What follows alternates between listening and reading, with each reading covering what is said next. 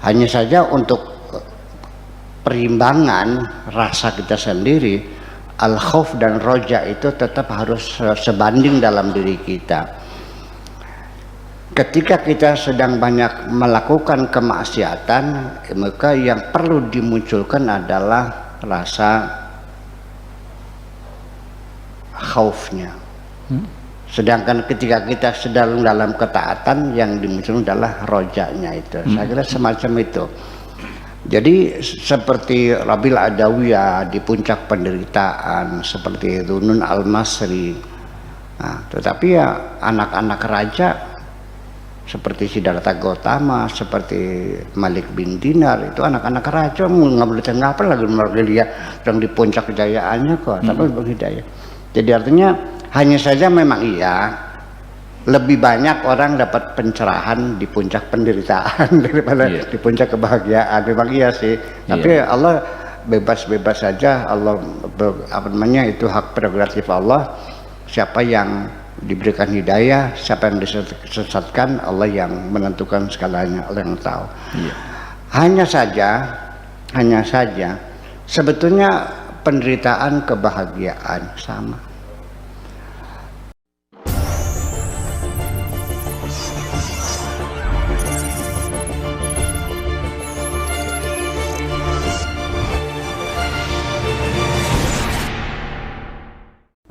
Habib Cinta, assalamualaikum. Habib. Ahlan, waalaikumsalam warahmatullah. Sehat, Bib? Alhamdulillah, damang, semua damang. Damang semuanya, makin berewok aja nih, Bib. Iya. Silakan, Bib. Hari ini kita sedang membicarakan tafsir 40 kaidah cinta Sam At-Tabrizi. Ini ada. Tentu saja kalau bicara sama Tabrizi berbicara tentang Rumi. Silakan, Bib. Oke. Ya, terima kasih. Saya dari Jawa Timur ini bergabung tadi minta teman-teman untuk ikut nimbrung bersama kafilah cinta ini ya. Saya berbicara tentang apa tadi, bagaimana tadi dilukiskan oleh narasumber kita Akhina Jabir tadi tentang bagaimana sebuah pertemuan bersejarah antara Syams Tabrizi dan muridnya Maulana Rumi ya. Luar biasa itu. Pertemuan antara asyik dan maksuk, ibarat pertemuan antara Laila dan Majnun. Betul. Ya, bagi Rumi barangkali pertemuan satu hari dengan Syams Tabrizi itu sama dengan nilainya dengan 1000 hari. Ya, jadi ngaji bersama pecinta, bertemu dengan pecinta itu, kan itu Majnun pernah ditanya berapa usiamu? Usiaku adalah 1040 tahun. Loh, kamu kan usiamu baru 40 tahun. Nah, itu 1000-nya itu satu hari saya bertemu dengan Laila. maka Rumi tadinya diceritakan hanya beberapa hari, kata Buya Syakur tadi sempat 40 hari, Anda bisa kalikan 40 hari kali 1000 40 tahun itu iya. Jadi jangan dilihat 40 harinya, nilai kualitas pertemuan dengan pecinta ini beda. Kalau ngaji cinta dengan ngaji yang lain ini nilainya beda, ya kan? 1 jam itu bisa ribuan jam. Oke, saya ingin gambarkan sedikit tentang pertemuan tadi. Menurut saya, kenapa Syams Tabrizi ketemu dengan Rumi dan dia mencari Rumi, kan gitu kan? Jadi mursyid itu mencari muridnya, kan begitu kata Buya tadi. Dan memang seperti itu. Rahasianya di mana? Karena dalam diri Rumi itu ada sebuah alam, pakai alif ya. Alam artinya derita.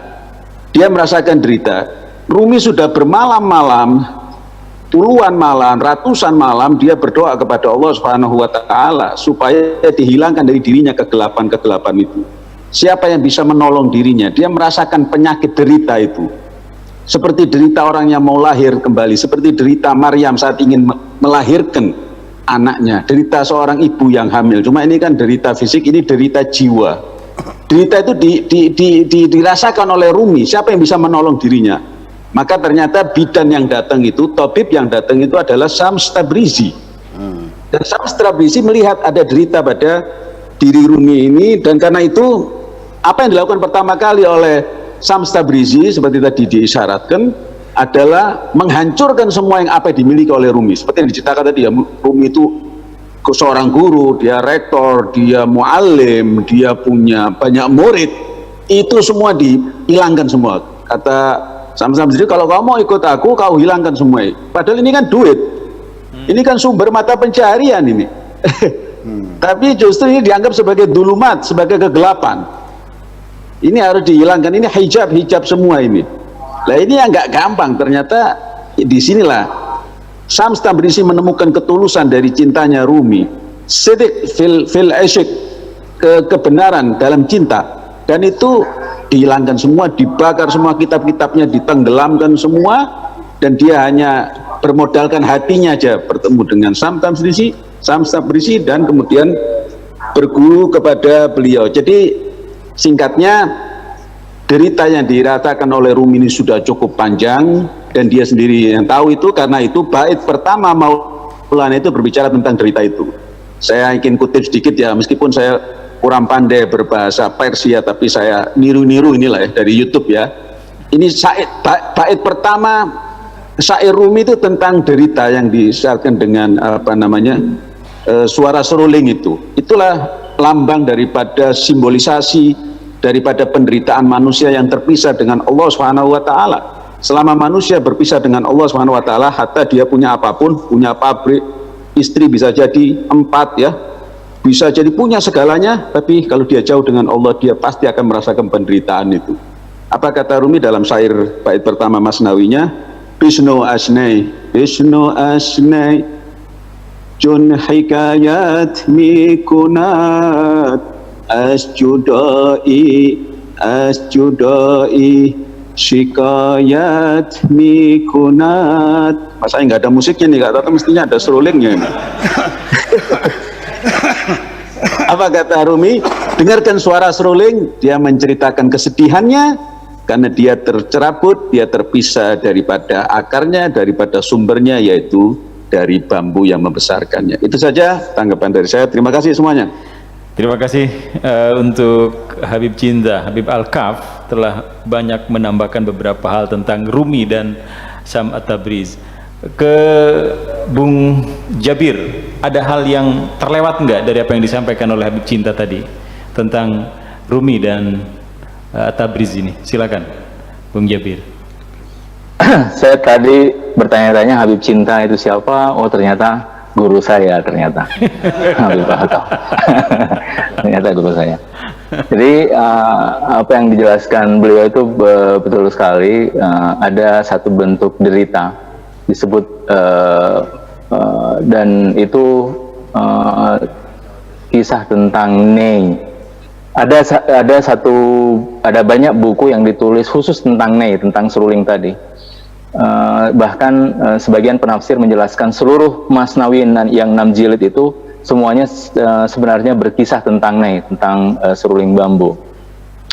Karena seruling tadi itu menjelaskan tentang ini ya, hakikat manusia.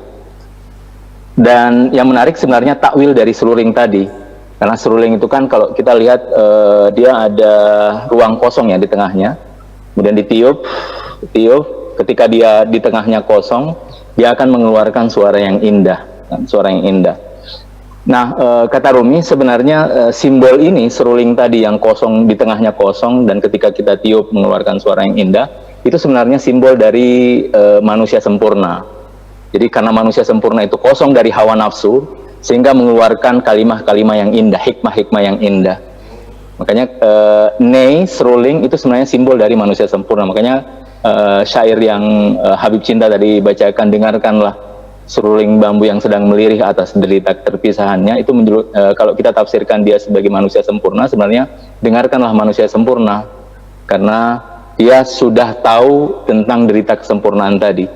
Karena dia sudah tahu perjalanan, dia seperti pendaki gunung, dia sudah pernah sampai di puncak gunung, sehingga dia pandai mengabarkan kepada orang lain. Kalau naik gunung itu harus bawa ini, harus ini, kalau tiba di pos 1 harus begini, tiba di pos 2 harus begini, di pos 4 itu nanti ada air. Jadi sehingga Nei atau seruling ini memang satu simbol yang sangat identik dengan Masnawi dan juga Rumi, dan itu memang di bait syair pertama di kitab pertama Masnawi. Jadi 6 jilid itu memang kisah pertama itu tentang Nei.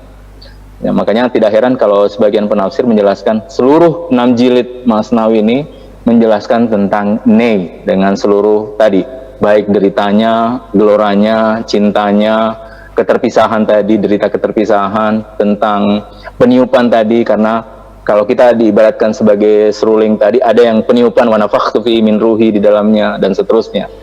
Ya, mungkin itu Bang. Oke. Ya, baik. Buya, sebenarnya filosofi istimewa apa yang ada pada diri Rumi bahwa itinei atau suling dan juga selalu saja dikaitkan dengan tarian yang sangat luar biasa itu? Gimana Buya penjelasannya ini? Ya, saya kira apakah dengan tarian, apakah dengan tasbih, atau dengan gada-gedek gitu, ilullah itu nggak ada masalah. Saya kira itu sebagai satu upaya kompensasi lah, untuk supaya kita terkonsentrasi. Seorang komandan juga kan dikasih tongkat. Kenapa, untuk apa? Ya untuk menghilangkan nervous supaya bisa konsentrasi ada sesuatu. Kalau saya kan rokok. Iya. Iya. Kalau ngerokok kan semakin cerdas saya gitu. Seperti itu kira-kira.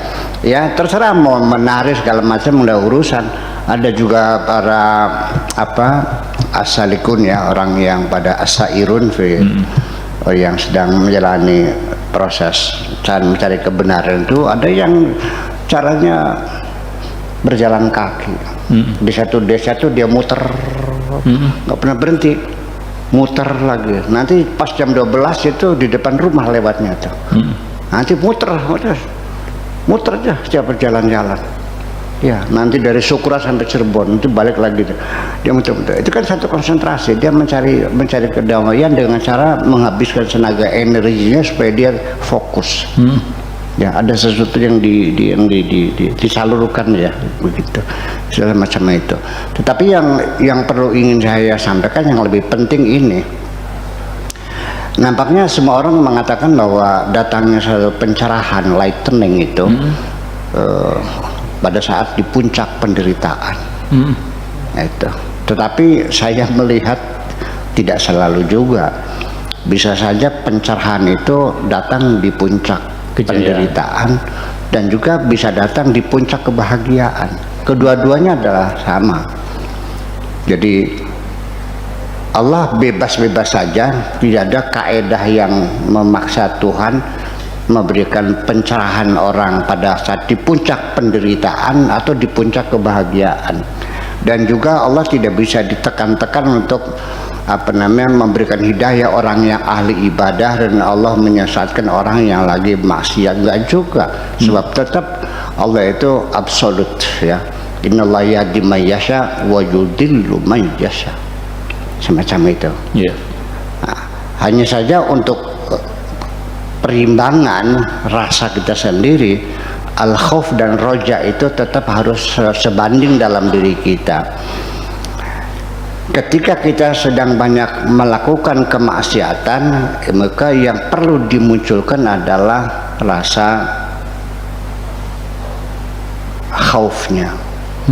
Sedangkan ketika kita sedang dalam ketaatan, yang dimunculkan adalah rojanya itu. Saya kira semacam itu. Jadi seperti Rabil Adawiyah di puncak penderitaan, seperti Dunun Al-Masri. Nah, tetapi ya anak-anak raja seperti Siddhartha Gautama, seperti Malik bin Dinar, itu anak-anak raja nggak boleh ngapa lagi mereka dia sedang di puncak kejayaannya kok, tapi berhidayah. Jadi artinya hanya saja memang iya lebih banyak orang dapat pencerahan di puncak penderitaan daripada di puncak kebahagiaan. Memang iya sih, tapi Allah bebas-bebas saja. Allah itu hak prerogatif Allah. Siapa yang diberikan hidayah, siapa yang disesatkan, Allah yang menentukan segalanya, Allah yang tahu. Hanya saja sebetulnya penderitaan kebahagiaan sama. Cilaka dengan rejeki sama. Berlian sama batu kali sama. Di mana samanya? Semua materi sama. Apa saja yang namanya selain Allah adalah sama. Namanya makhluk semuanya, nggak ada bedanya. Tetapi kendati pun demikian, yang beda itu tadi seperti orang sufi masuk ke apa namanya,